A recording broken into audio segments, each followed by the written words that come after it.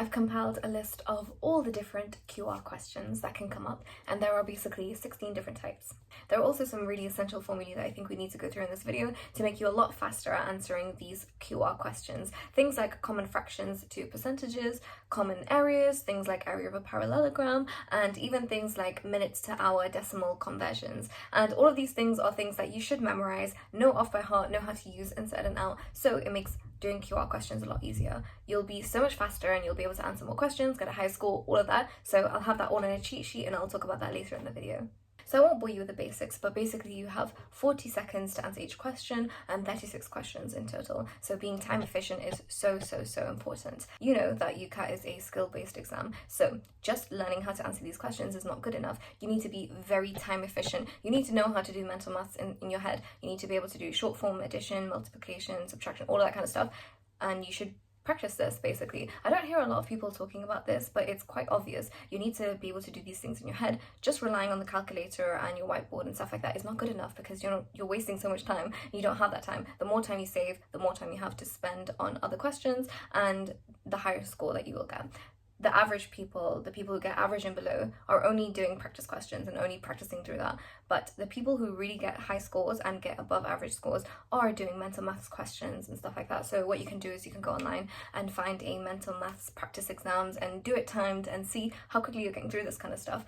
You know, a lot of people who are doing this either have really good mental maths already or are practicing it and, you know, honing that skill, because it's obviously just really important. The second most important skill that you need to have in QR is to be able to find the relevant info quickly. So you already know that these questions are not that hard, but the way that they increase the difficulty is by having so much irrelevant information. So there'll be extra tables, columns, paragraphs, things like this, and sometimes even in the table it'll be a different currency to the one that you need the final answer in, so you'll need to do some conversion. It's quite a lot of stuff. So you need to be able to find the relevant info quickly, and the way that you do this is by doing practice questions. And it's not just good doing practice questions, you also need to do them online, because the way that you look at information on a screen is completely different to as if you were reading a book. And then you also need to make sure that you're doing it timed, because doing any of these questions untimed is useless, because anyone can answer these questions. It's just under the time pressure with loads of information, memorizing all of these formulae, doing the mental maths. These are all things that make it difficult and that they're testing you against. So being really skilled in all these areas is going to really improve your score. So make sure it's online, make sure it's timed, but also after you've done a practice set, make sure you go back and have a look at, you know, why did you spend extra time on this? On Medify, it lets you see how long you spent on each question. So, you know, look back at the questions, be like, why did I spend an extra 10 seconds over here? What about this question made it hard? Was there too much information? Do you struggle with fractions and percentages? Do you struggle with text questions? Or are you just really bad at flagging questions and knowing when to move on? So all of these things are really important. It's useless if you just keep doing practice questions and not seeing an improvement in your score. You know, you have to really go back and think, why did you struggle with these questions? Is there anything I can do to improve it? Stuff like that. So these are all important things. I say this in a lot of my videos as well, but knowing yourself is very important. So knowing when you're good at text questions, knowing which questions you can flag, which questions you shouldn't flag, looking at the question within the first few seconds, you should know what kind of equation it's going to be asking for. Is it going to be like a mean, median, mode? Is it going to be percentage change, price change, stuff like that? So look at which type of question it's going to be. And I did talk about the 16 different types of questions before.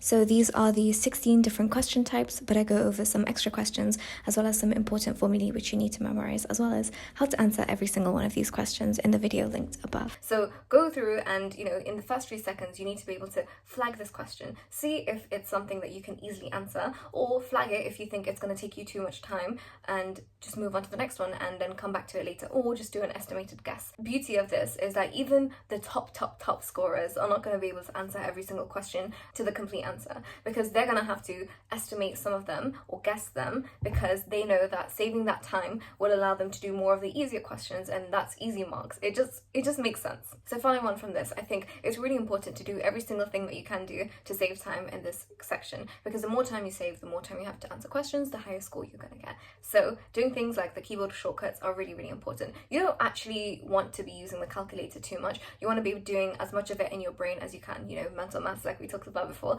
but the calculator can be really helpful for some really difficult questions, and you know, the memory function is really helpful as well. So you know, learning how to use the calculator is really important. I do have a whole video on the calculator and stuff like that, but doing every single thing, like I said in this whole video, doing online questions, doing loads of questions, tackling each type of question, learning, you know, which questions you're better at, which questions you're worse at, and learning how to answer those questions. A lot of people struggle with probability, prime numbers, stuff like that. I also have another video on that. So yeah, just learning all these things, making sure you know all the formulae off by heart. What is the volume of a sphere, stuff like that. Like, they just bring out the randomest stuff, so make sure you know that. I do have a whole cheat sheet basically going through all of the formulae that you need to know, the different types of questions, all of that kind of stuff, and it's in a set with the VR ones, abstract reasoning question, summary sheet with like all the different patterns that you can get, triggers, conditionals, all of that kind of stuff. And yeah, it's all in a cheat sheet that you can get down below for $3.50. If not, these videos are more than enough, to be fair. But yeah, other than that, I have tons of other videos on my channel talking about every single part of the Ucat,